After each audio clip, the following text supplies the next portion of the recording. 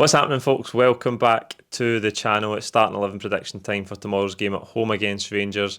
It's the biggest game of the season. Essentially, the whole season boils down to this 90 minutes. If we can win it, we'll be 6 points clear with 2 games to play and effectively have all but mathematically won the league. It's a huge opportunity for the players, a huge incentive for them.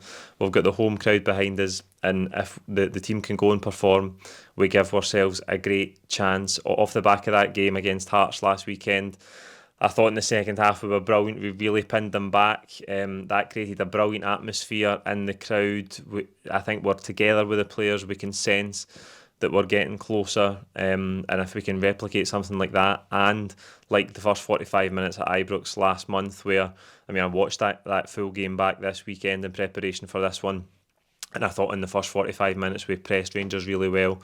Didn't give them a minute. They really struggled to build any momentum, struggled to build attacks. If we can replicate that for the word go tomorrow with the crowd behind us, we've got a brilliant chance of going and winning this football match. I think coming into this game, it's probably the first time this season we'll be considered heavy favourites going into one of these derbies. I think going back to the first game at Ibrox, we had some injuries. No away support, obviously, which has been the case all season, but we managed to come out with a 1-0 victory.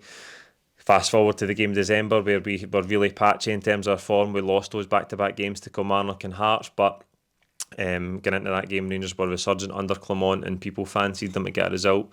We came out 2-1 victors, and even getting into that game at Ibrox last month, where Rangers had the opportunity to open up what would have been a 5-point gap had they gone on to win their game in hand, which they subsequently didn't do. But even then, we turned up. First half we were brilliant. We did fall off second half.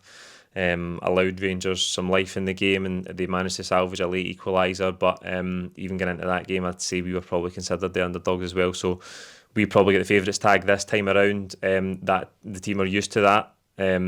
Pre-season's gone by. We've had that expectation on us, and as I say, the last few weeks I've been saying it. This team have got players in it who have been over the course, who have dealt with that pressure, who have delivered on these big occasions in these big games, and they've got to step up and go and do that again tomorrow. As I say, it's a huge opportunity for us. So we'll get to the team and we'll start in goals as we always do with Joe Hart, who I think last weekend was absolutely brilliant. Didn't have too much to do, but he made a pivotal save at 1-0 in the game. Hearts had a good spell in that first 10-15 minutes, and Cammy Devlin has a big chance for them, and Joe Hart comes up with the goods and makes a big save. 1 or 2 saves in the second half as well, even though we were more in the ascendancy.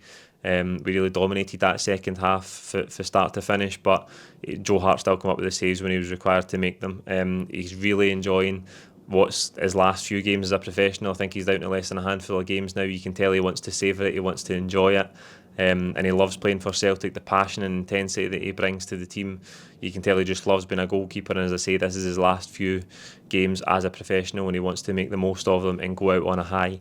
And he's performing really well. So if and when he needs to make saves tomorrow, you've got confidence in him because of what his form has been like in the last couple of months.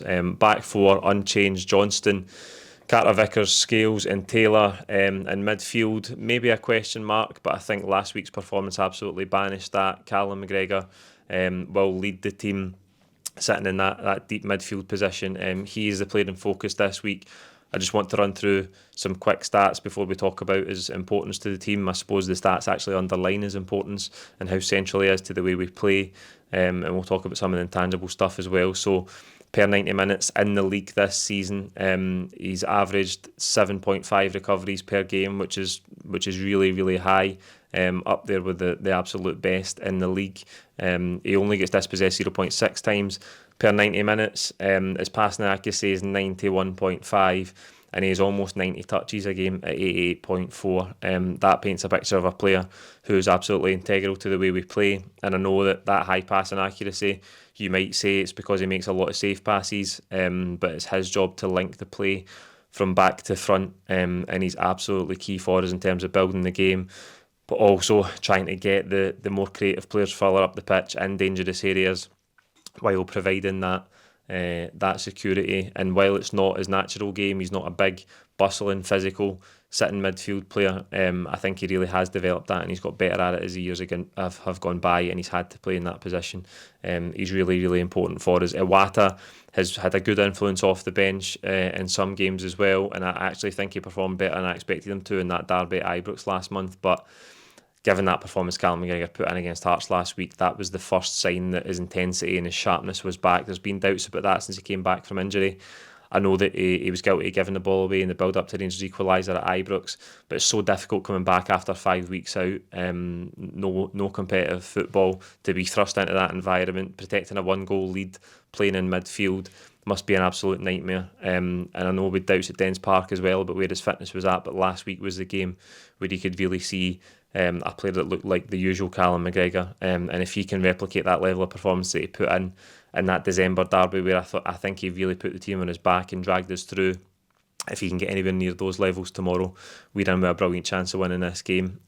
So he's massive for us, and in front of him, no prizes for guessing there. It will be Hatate and O'Reilly, two brilliant technical players. I thought O'Reilly was fantastic last weekend. Hatate was good as well, but maybe not his absolute best game. He came off maybe 60 odd minutes. But as I say, it's the job of Callum McGregor to try and find those guys in areas where they can go and hurt Rangers. Hatate, I thought in that first 45 minutes at Ibrox was absolutely brilliant. His range of passing, his vision, just his raw technical ability, really, really high. And I think while sometimes he maybe loses out in the more physical battles and the duels, you want him to be a wee bit more robust and stand up in those sorts of challenges and aerial duels. But I think he more than makes up for that with his technical ability, and if we can find him in those pockets of space where he can go and hurt Rangers, we'll be in for a good afternoon. And if Matt O'Reilly can just replicate that form for last week, that will stand us in good stead as well. He was good in that first half at Ibrox as well. Showed amazing composure to dink that penalty past Jack Butland, so we know he can deliver in these games as well. But that three there, McGregor, Hatate, O'Reilly, have got to grab a hold of this game early doors. As I say, the way we started at Ibrox, we really pinned Rangers back. We went and pressed them high up the pitch, didn't give them a minute. If we can do that tomorrow with a home crowd behind us, I think Rangers could be in for a long afternoon. But we've got to bring that intensity from the word go and get a good start in the game, and that's down to those three guys in midfield. Now, the front three is probably where the biggest headache for the manager is. Kuhn's had a long run of games. James Forrest has come back and been in good form and really helped us, won us some points recently, had a huge positive influence on the team. And Dyson Maeda, who's massive in these fixtures, is back fit. Did get maybe 20 odd minutes off the bench last weekend. I don't think Kuhn can start the game. I don't think he's done enough to start the game, and I think when you stack up the pros and cons of the other two guys in Maeda and Forrest, there's only one outcome for the manager here. He can maybe change it later in the game, but I think we're going to see James Forrest on the right hand side. While he doesn't have an absolutely stellar record in this fixture, he's been brilliant for us recently, and we've looked at numerous stats over the last few weeks in relation to the wide players. But the thing with Kuhn is that he does turn it over. He loses possession of the ball. And listen, Rangers need to win the game tomorrow. A draw is absolutely no good for them. So there's going to be some point in the game where they have to come out and attack. And when we're in dangerous positions, we can't be turning the ball over cheaply in the final third. James Forrest looks after it, and he's got that composure to find a teammate, and we know that he's got the composure to score a goal as well. So I think he's a much bigger threat for us in the final third, and I would back him to perform tomorrow ahead of Kuhn. Kuhn is an option off the bench if we don't think we can get 70, 80, 90 intense minutes out of James Forrest in this fixture at this age. Then Kuhn's an option off the bench, and that can be looked at in the second half. But I just don't think there's any way the manager can't start James Forrest tomorrow. And the same goes for Dyson Maeda, who, having watched that 3-3 game back, in the first half, he absolutely terrorised James Tavernier. I know we scored the goal. He scores the goal after 20 seconds, which gives us an unbelievable start. I don't think we'll get a start as good as that tomorrow, but we would like one. I think his threat in behind, he was holding his position high and wide at times to really pin Tavernier back and put a doubt in his mind about going forward. He was all over him on the ball. He robbed him once or twice in dangerous areas, forced him into some really slack passes, and we've watched it time and time again in this fixture that Dyson Maeda does give James Tavernier real problems in terms of pinning him back, but also He scored a couple of goals in this fixture now, which he's not renowned for his goal scoring ability, Dyson Maeda, but I think he scored at Ibrox last year. He scored at Ibrox last month as well. So he's a real threat for us in this fixture. But what he brings to the team in terms of his intensity, the way he presses, I think if we're going to get after Rangers and be aggressive, like I want us to be in that early part of the game, we need Dyson Maeda to start, because he just brings a whole new level of intensity to that press, and I think it gets more out of the players round about him as well. I know pressing is a collective endeavour. The team need to go together. They can't go in ones and twos or in wee pockets. It's about the whole team being coordinated in their pressing. But when you've got someone like Dyson Maeda leading it, it makes you all the more confident that you can go and pounce on the opposition and win the ball back in areas high up the pitch, like we did at Ibrox last month. And then through the middle, Kyogo Furuhashi gets a double last week. Brilliant for his confidence, his first double of the season.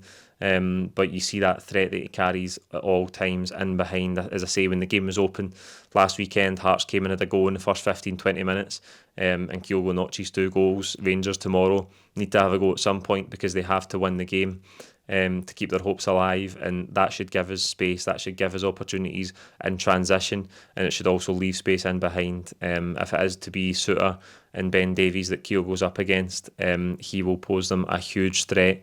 And like I said last week and in the preview show yesterday, all the evidence is there that if we get service to him and we give him chances, he will score goals. That's the responsibility of his teammates tomorrow.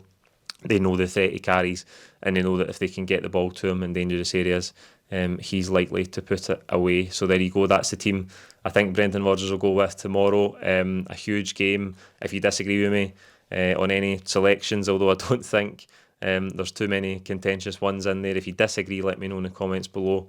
We'll see you tomorrow outside the stadium, as always, with full-time reaction. Wherever you're watching the game around the world tomorrow, enjoy it. And let's hope we are reflecting on another massive win for the Hoops. We'll see you tomorrow. Cheers.